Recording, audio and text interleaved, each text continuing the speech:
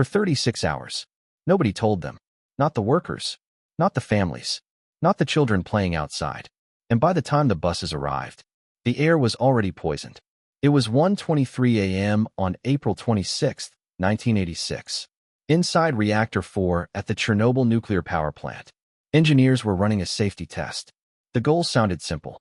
If the power went out, could the spinning turbines generate enough electricity to keep cooling systems running until backup generators started? It was supposed to be routine, but the reactor was already unstable.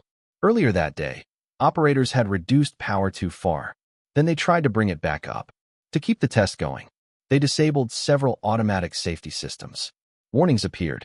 They ignored them. Then the power surged violently. In seconds, the reactor output spiked beyond control.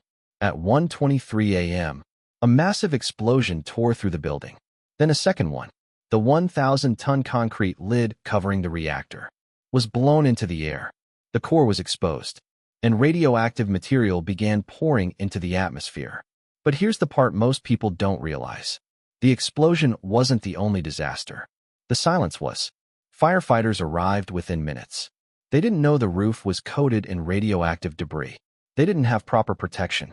They fought a fire they couldn't see and couldn't understand. Many of them would later die from radiation sickness. Meanwhile, in the nearby city of Pripyat, life continued. Weddings were scheduled. Children rode bicycles. People stood on balconies, watching the glow above the plant. Officials knew something was wrong, but evacuating the city meant admitting failure. And in the Soviet Union, failure was not public, so they waited. Radiation levels rose. Sweden detected abnormal radiation before the Soviet government made any announcement. Only then did they admit there had been an accident. 36 hours after the explosion, buses finally entered Pripyat. Residents were told they would return in a few days. They never did. The city remains abandoned to this day.